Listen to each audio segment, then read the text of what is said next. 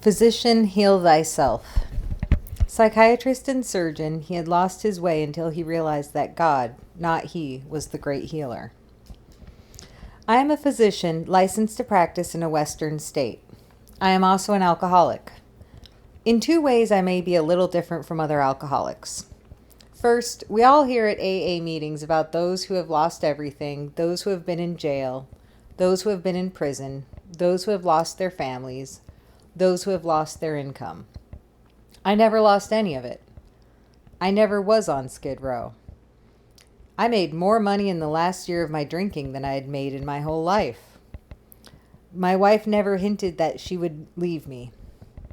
Everything that I touched from grammar school on was successful. I was president of my grammar school student body. I was president of all my classes in high school, and in my last year, I was president of that student body. I was president of each class in the university, and president of that student body. I was voted the man most likely to succeed. The same thing occurred in medical school. I belonged to more medical societies and honor societies than men 10 to 20 years my senior. Mine was the Skid Row of success. The physical Skid Row in any city is miserable. The Skid Row of success is just as miserable. The second way in which, perhaps, I differ from some other alcoholics is this. Many alcoholics state that they don't particularly like the taste of alcohol, but that they liked the effect. I loved alcohol. I used to like to get it on my fingers so I could lick them and get another taste. I had a lot of fun drinking. I enjoyed it immensely.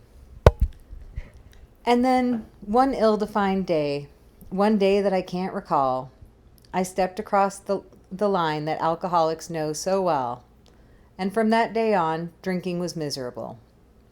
When a few drinks made me feel good before I went over that line, those same drinks now made me wretched. In an attempt to get over that feeling, there was a quick onslaught of a greater number of drinks, and then all was lost.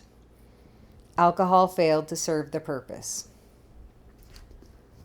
On the last day I was drinking, I went up to see a friend who had a good deal of trouble with alcohol and whose wife had left him a number of times.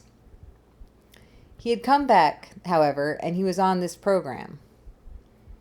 In my stupid way, I went up to see him with the idea in the back of my mind that I would investigate Alcoholics Anonymous from a medical standpoint. Deep in my heart was the feeling that maybe I could get some help here.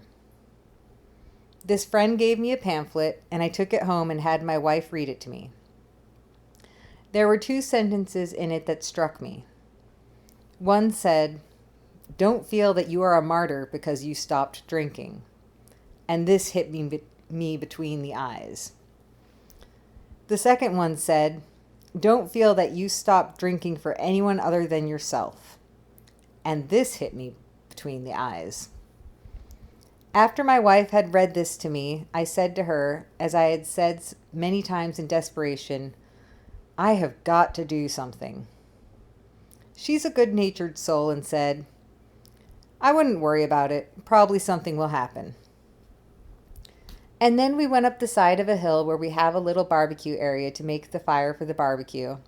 And on the way up, I thought to myself, I'll go back down to the kitchen and refill this drink.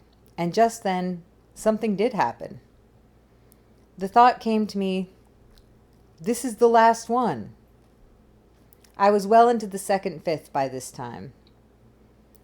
And as that thought came to me, it was as though someone had reached down and taken a heavy overcoat off my shoulders, for that was the last one. About 2 days later, I was called by a friend of mine from Nevada City. He's a brother of my wife's closest friend. He said, "Earl?" And I said, "Yes?" He said, "I'm an alcoholic. What do I do?" And I gave him some idea of what you do, and so I made my first 12th step call before I ever came into the program. The satisfaction I got from giving him a little of what I had read in those pamphlets far surpassed any feeling that I had ever had before in helping patients. So I decided that I would go to my first meeting. I was introduced as a psychiatrist. I belong to the American Psychiatric Society, but I don't practice psychiatry as such. I am a surgeon. As someone in AA said to me once upon a time, there is nothing worse than a confused psychiatrist. I will never forget the first meeting that I attended. There were 5 people present, including me. At one end of the table sat our community butcher. At the other side of the table sat one of the carpenters in our community, and at the farther end of the table sat the man who ran the bakery, while on one side sat my friend who was a mechanic. I recall, as I walked into that meeting, saying to myself, "Here I am, a fellow of the American College of Surgeons, a fellow of the International College of Surgeons, a diplomat of one of the greatest specialty boards in these United States, a member of the American Psychiatric Society, and I have to go to the butcher, the baker, and the carpenter to help make a man out of me." Something else happened to me. This was such a new thought that I got all sorts of books on higher powers, and I put a Bible by my bedside, and I put a Bible in my car. It is still there. And I put a Bible in my locker at the hospital, and I put a Bible in my desk. And I put a big book by my nightstand, and I put a 12 Steps and 12 Traditions in my locker at the hospital. And I got books by Emmett Fox, and I got books by God knows who, and I got to reading all these things. And the first thing you know, I was lifted right out of the AA group, and I floated higher and higher and even higher, until I was way up on a pink cloud, which is known as Pink 7, and I felt miserable again. So I thought to myself, I might just as well be drunk as feel like this. I went to Clark, the community butcher, and I said, "Clark, what is the matter with me? I don't feel right. I've been on this program for 3 months and I feel terrible." And he said, "Earl, why don't you come on over and let me talk to you for a minute?" So he got me a cup of coffee and a piece of cake and sat me down and said, "Why, there's nothing wrong with you. You've been sober for 3 months, been working hard. You've been doing all right." But then he said, "Let me say something to you.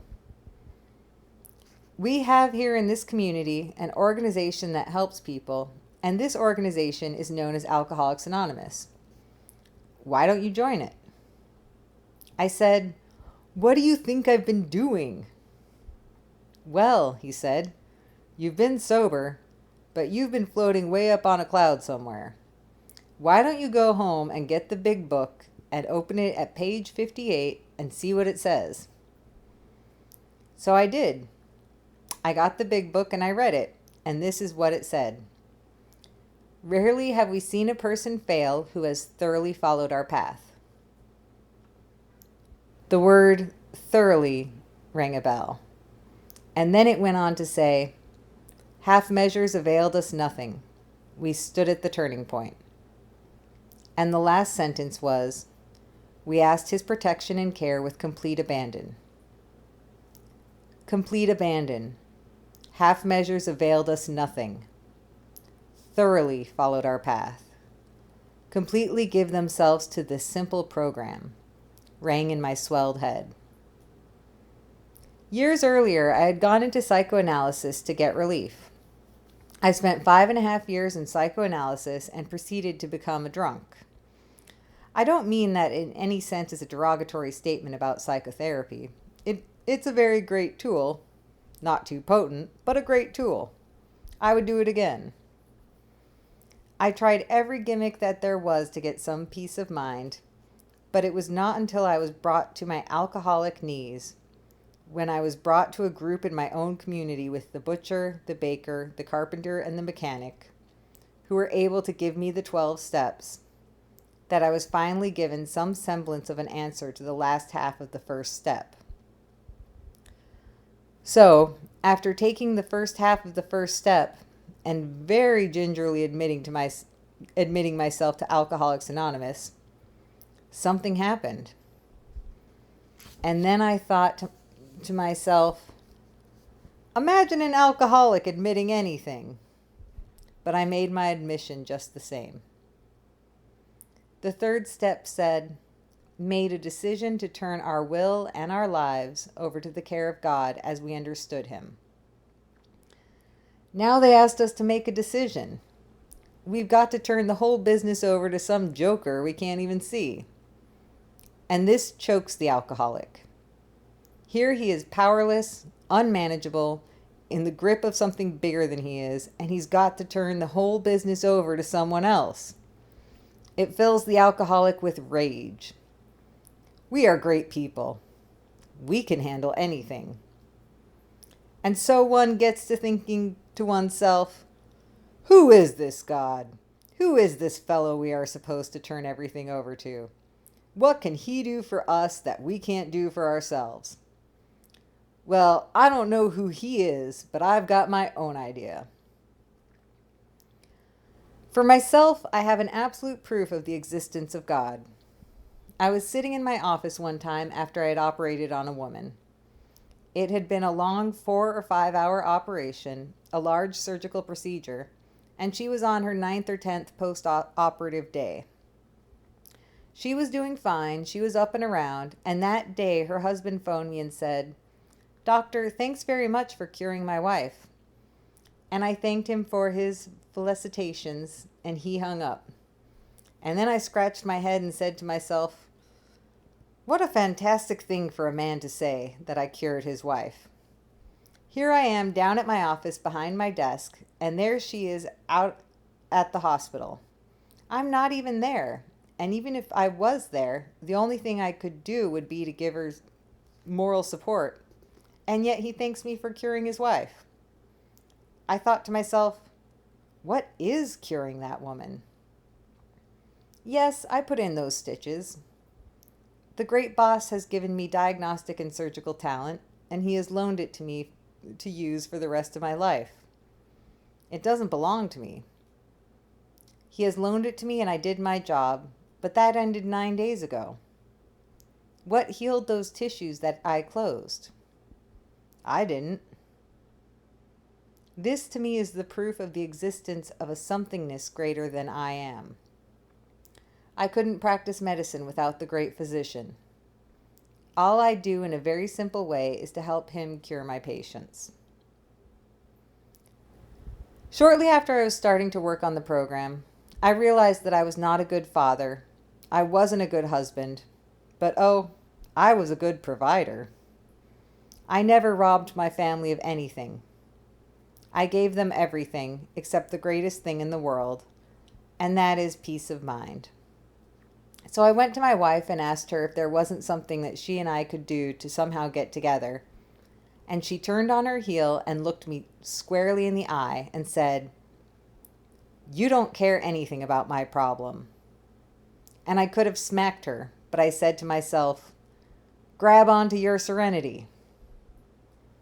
She left, and I sat down and crossed my hands and looked up and said, "For God's sake, help me." And then a silly, simple thought came to me. I didn't know anything about being a father. I didn't know how to come home and work weekends like other husbands. I didn't know how to entertain my family. But I remembered that every night after dinner, my wife would get up and do the dishes. Well, I could do the dishes. So I went to her and said, "There's only one thing I want in my whole life, and I don't want any commendation. I don't want any credit. I don't want anything from you or Janie for the rest of your life except one thing. And that is the opportunity to do anything you want always. And I would like to start off by doing the dishes." And now I'm doing the darn dishes every night. Doctors have been notoriously unsuccessful in helping alcoholics. They have contributed fantastic amounts of time and work to our problem, but they aren't able, it seems, to arrest either your alcoholism or mine. And the clergy have tried hard to help us, but we haven't been helped. And the psychiatrist has had thousands of couches and has put you and me on them many, many times. But he hasn't helped us very much, though he has tried hard. And we owe the clergy and the doctor and the psychiatrist a deep debt of gratitude. But they haven't helped our alcoholism, except in a few rare instances. But Alcoholics Anonymous has helped. What is this power that AA possesses? This curative power? I don't know what it is. I suppose the doctor might say, this is psychosomatic medicine. I suppose the psychiatrist might say, this is benevolent interpersonal relations. I suppose others would say, this is group psychotherapy. To me, it is God.